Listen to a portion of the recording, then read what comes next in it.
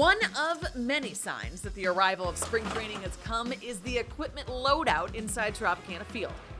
Everything that's needed for a smooth transition down to Port Charlotte during the months of February and March is boxed up, taped up, and picked up by the Rays clubhouse and equipment staff.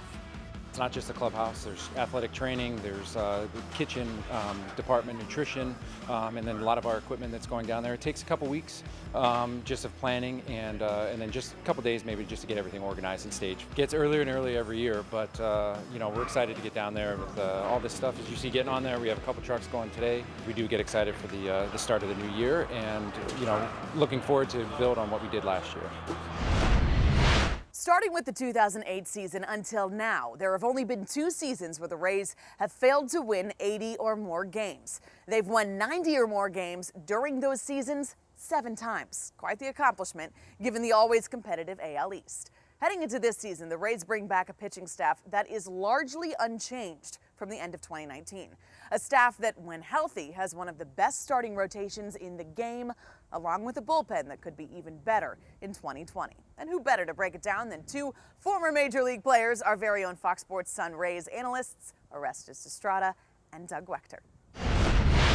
Back here in Port Charlotte, and it's camp time, Dougie. So good to be back over here. So great to see the boys of summer, and also great to see the pitchers of summer. This is a fantastic staff that had a great year last year. Talk to me about this starting rotation. Well, it's not just the pitchers of summer. It's the pitchers all year, It's the pitchers of 2020. Look, this staff is going into 2020 as one of the tops in the game. You can start with Charlie Morton, the ace. I mean, this guy goes out there. He took over 2019, 33 starts, 240 strikeouts. Look for him to go back in 2020 and do similar numbers. I mean, he's got the stuff and he's got the drive to do it. Behind him, you got a guy in Blake Snell. Blake Snell had a little bit of a bump in the road 2019, but if you go back to the 2018 season, he's a Cy Young Award winner. I expect him to bounce back and have that type of year in 2020. Left-hander, 4-pitch pitcher who can dominate a game just about any time. And you talk about domination, you got to talk about Glasnow. This guy, Tyler Glasnow. First 12 starts of the year last year, 6-1 record, a sub-2 ERA, virtually unhittable. He got sidetracked with some injuries. If he stays healthy, look for this dude to explode in 2020. Could have the best year out of any Rays pitcher in a long time. Behind him, Yarborough, Chirinos, these guys go in there, can suck up a lot of innings, strike throwers. They are great to have, that 4-5 spot in the rotation if they need them. They can also go in and be part of an opener. So a lot of good things coming in that rotation. And then, listen, you got the rotation, but you always need the bullpen. Talk to me. Last year was a very diverse bullpen. The 1-2 punch lefty-righty. What do they got coming at you? Well, look, this is a bullpen that's heavily used. Most innings in Major League Baseball last year, and look for them to do a lot of that again this year. First guy I think of, Nick Anderson.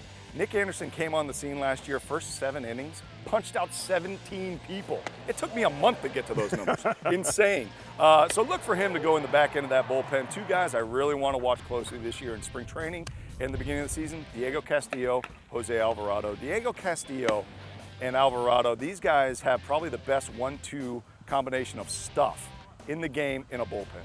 If they are throwing strikes, they are virtually unhittable, and they can definitely shorten the game for Kevin Cash. And you got guys like Chaz Rowe, obviously, in the mix, too. But there is going to be a new kind of nuance to this whole situation as far as a new rule per the bullpen. Right, so there's a new rule set up to where a pitcher has to face a minimum of 3 batters when he goes in, or he has to finish an inning. Some people think that might be a little hard for some managers to deal with the way Kevin Cash and Kyle Snyder handle the staff, handle the bullpen, and the way they utilize them in these games. I don't think they're going to have a problem with it.